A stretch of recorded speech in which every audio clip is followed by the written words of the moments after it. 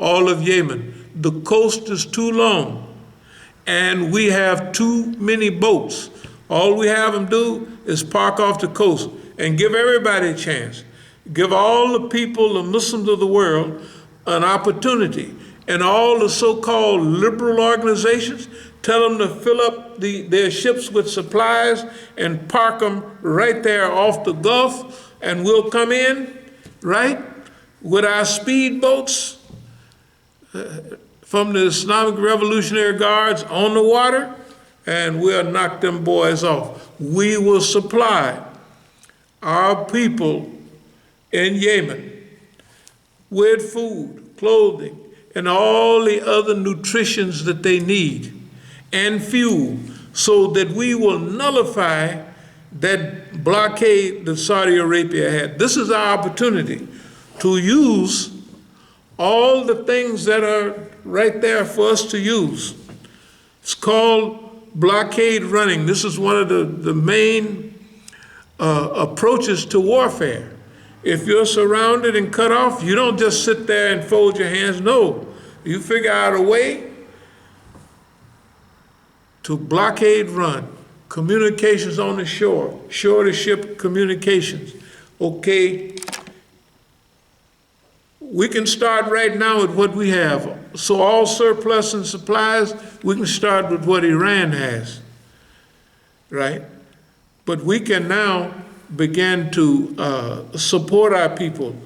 Right now, especially in Iran, especially in Yemen and the Lebanon.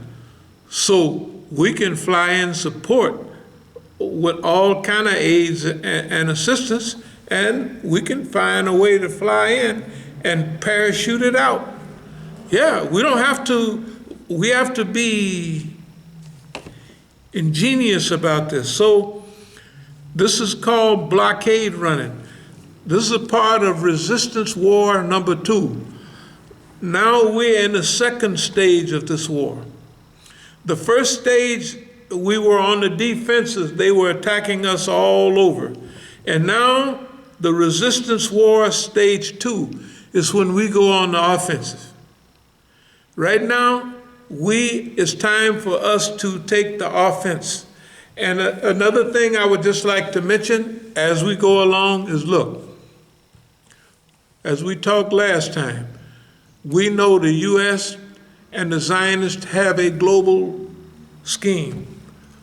But this beautiful time in which we're living in, remember we used to have programs about Qadam al-Haramain, the protectors of the 2 holy places. We don't have to have programs anymore to tell the people who the Saudis are, right? And who some of the other Gulf states are. Alhamdulillah, everybody can see it themselves, right? They're doing it themselves. The richest Arab country in the world is slaughtering the poorest Arab country in the world because they are servants of Zionist Americanism, okay? And we want to help defend them. We have a good picture of our people in Lebanon. Look what they have done. In certain periods, they have put their own lives on the line. The Shia brothers of Lebanon have put their lives on the line for their Sunni brothers in Palestine. If you want to see unity and wahda working, you look at that. The other thing is this recent fitna in Afghanistan. We said last time that Iran should be careful about that situation, but it looks like Boss Man is so dumb that when he left all those weapons behind, why do you think he left those? For the Taliban to rake up some fitna with Iran. Here's the thing. We have thousands of people going across the border right now.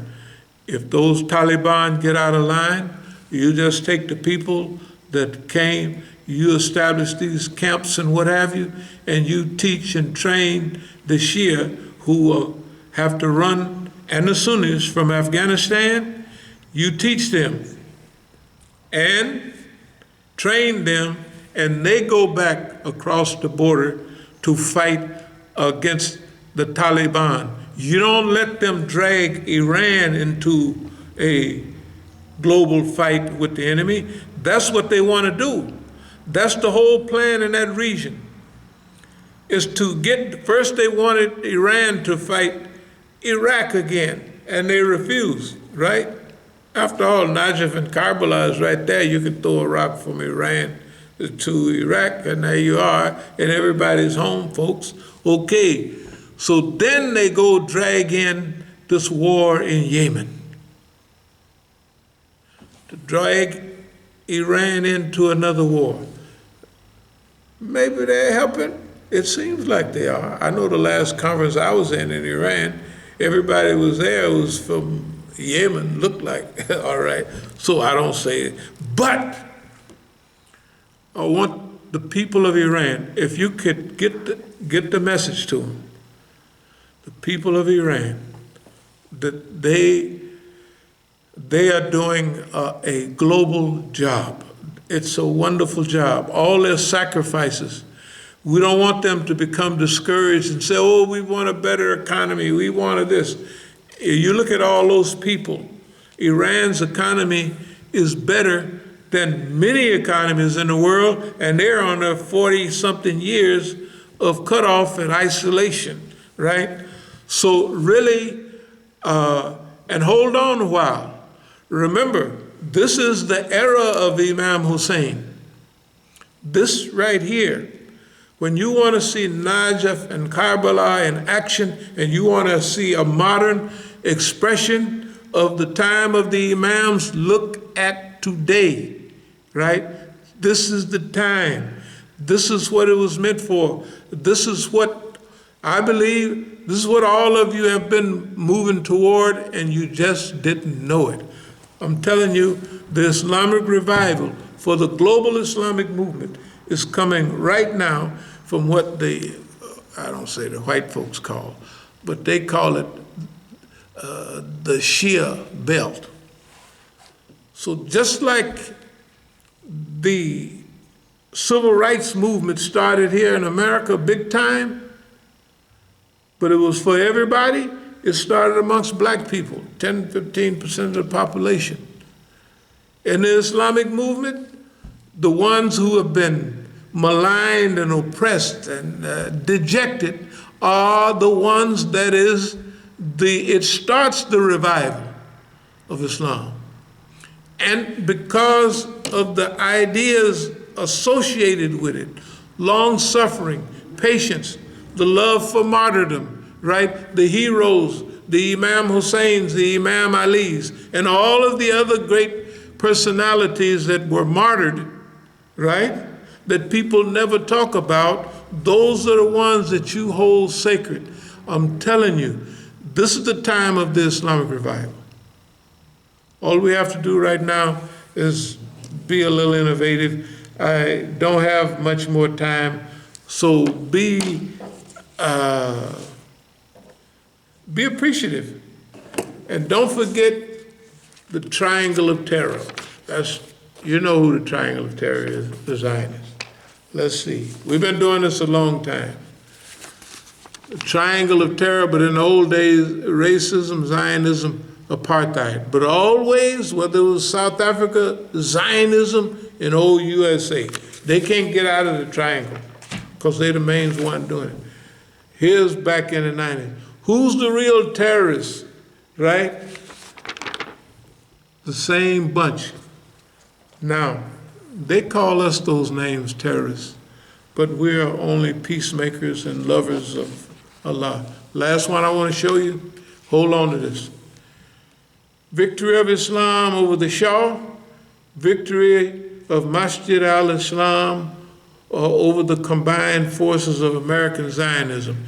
In closing, dear believers, we're sitting here in America talking out of the side of our mouth about Boss Man and about him being a flunky of the Zionists. So you know how much fun we're having here with the American government. Tell the truth. Boy, we're having a wonderful time.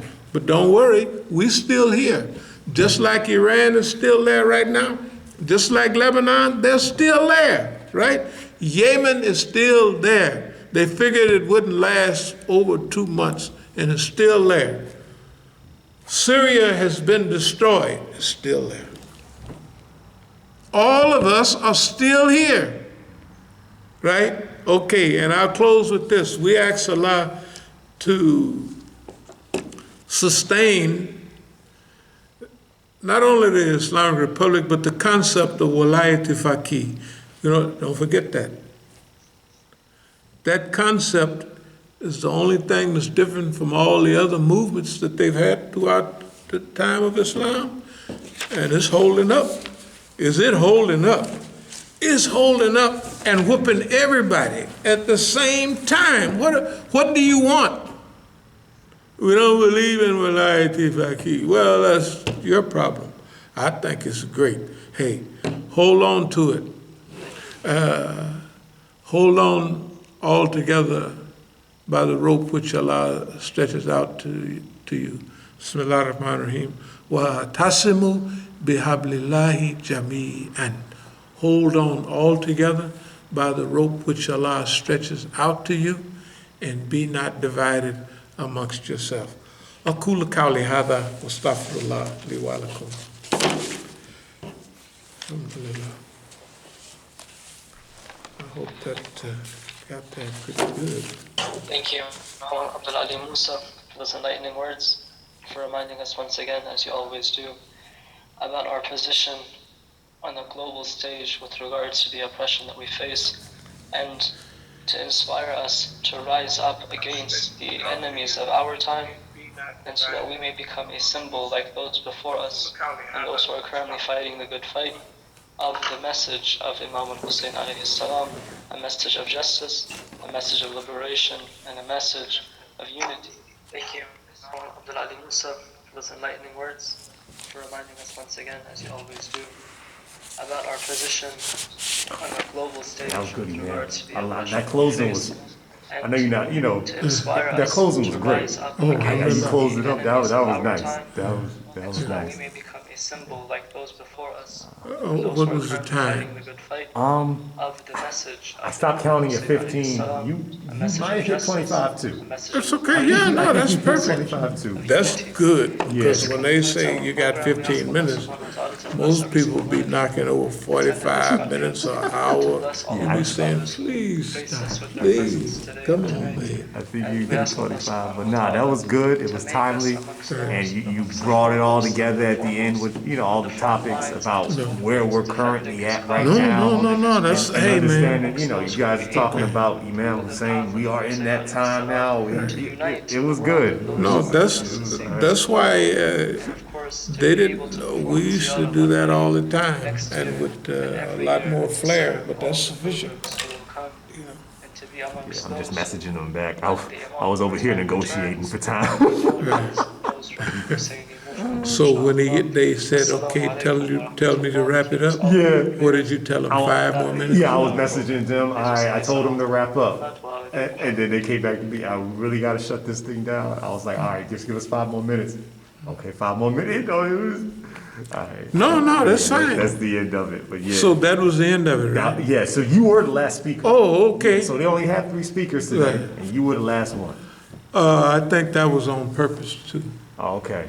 Yeah, because the last speaker is the one that get a chance to wrap it all up. Yeah. So kind of. Yeah. And I think from the people's probably wanted